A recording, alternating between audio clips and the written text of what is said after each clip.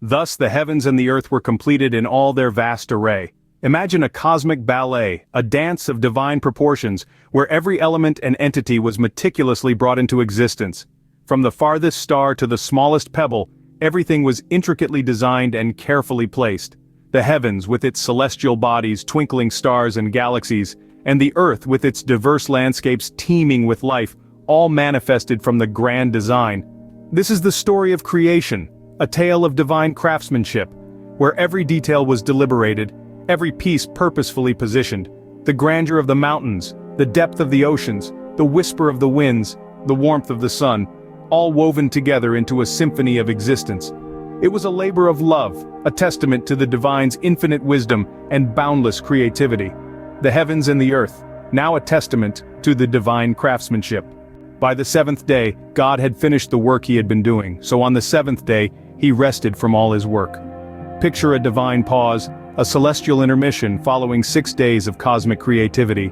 This was no ordinary rest, but a rest that was imbued with purpose and sanctity. The Sabbath, as it came to be known, is more than just a day of rest. It is a day of reflection, of reverence, and of holiness. A day set apart, where the usual humdrum of existence yields to a tranquil rhythm of peace. A day that serves as a reminder of the divine hand that meticulously crafted the universe. On this day, God rested, not out of exhaustion, but to set a precedent for all of creation. A divine pattern was thus established, a rhythm of work and rest, of creation and reflection. And thus, the seventh day was named, a day of rest and holiness.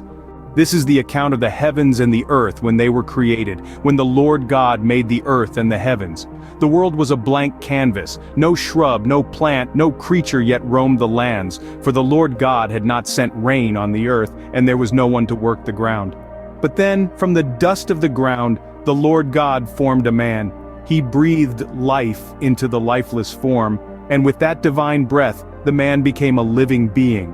This man was named Adam, the first of his kind, the first human to walk the earth.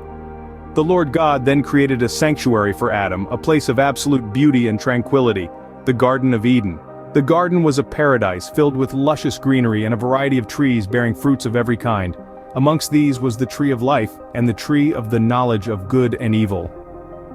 Eden was a place where harmony reigned. The sun shone bright, the air was fresh, and the sounds of nature filled the environment. The Lord God made a river to flow through the garden, its waters nurturing the land, creating a lush, vibrant landscape. It was more than a garden, it was a haven, a home for Adam. The Lord God gave Adam a responsibility, to work the ground and take care of the garden. Adam was not just a dweller, he was a guardian, a caretaker of this divine creation. The Lord God gave him free reign over the garden, allowing him to eat from any tree except one, the tree of the knowledge of good and evil. In this place of peace and abundance Adam was placed, the first man to walk the earth. He was alone yet not lonely, for he was surrounded by the beauty of creation. The Garden of Eden was his home, a place of beginnings, a place of life.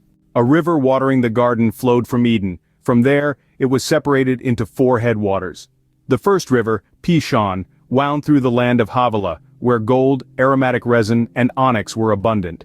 The second river, Gihon, traversed the entire land of Cush, a region known for its fertile soil and lush vegetation. The third river, Tigris, ran east of Assyria, a land renowned for its ancient civilization and mighty empire. The fourth river, Euphrates, the longest and most celebrated, nourished the lands through which it flowed.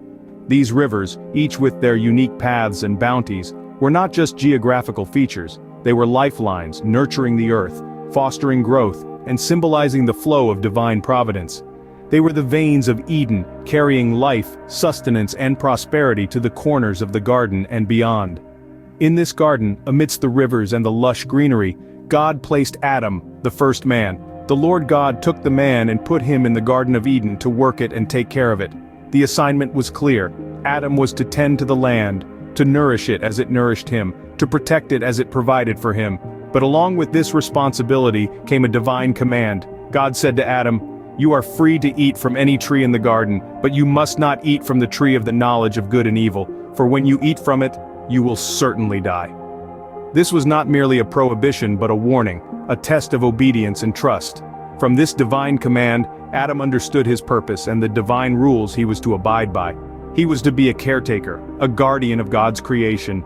living in harmony with the land and the rivers that flowed from Eden. But he was also to live within the boundaries set by God, understanding that every action comes with consequences, and every decision, a responsibility. The Lord God said, "It is not good for the man to be alone. I will make a helper suitable for him." These words echoed through the divine realm, signifying a profound truth.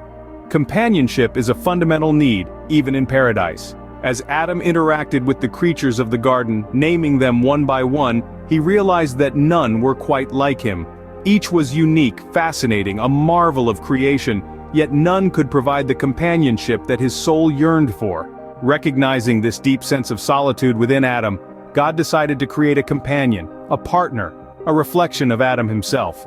But this time, creation wouldn't come from the dust of the ground. Instead, it would come from Adam's very essence. So God caused a deep sleep to fall upon Adam. As he lay there, peaceful and unaware, God gently took one of his ribs.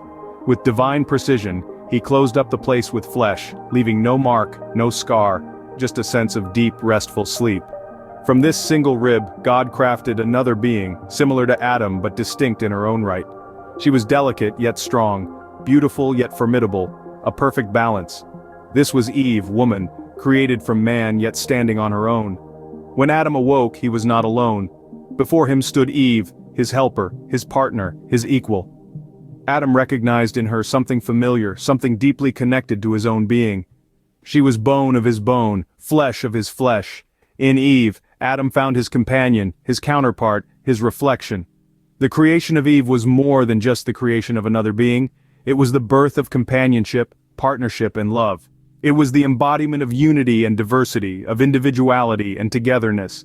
It was the perfect balance that completed the divine picture of creation.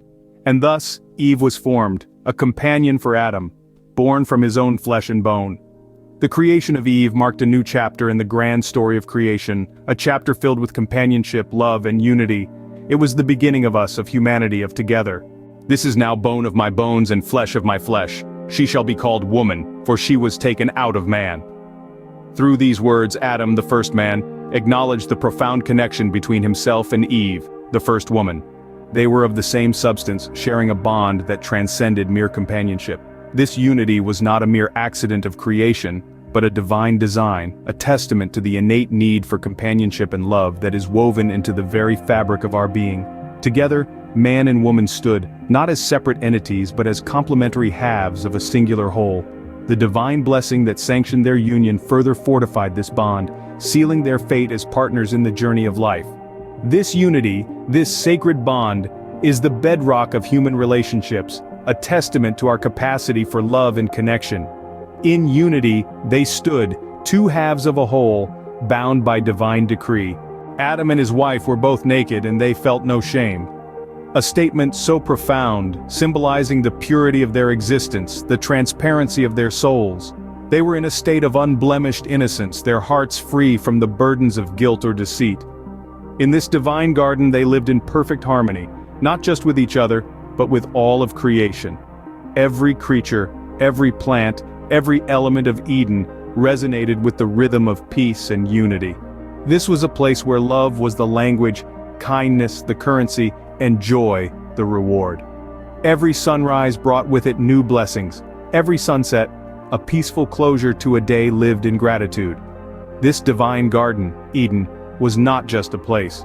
It was a feeling, a state of existence where every breath was a prayer, every moment a celebration of life.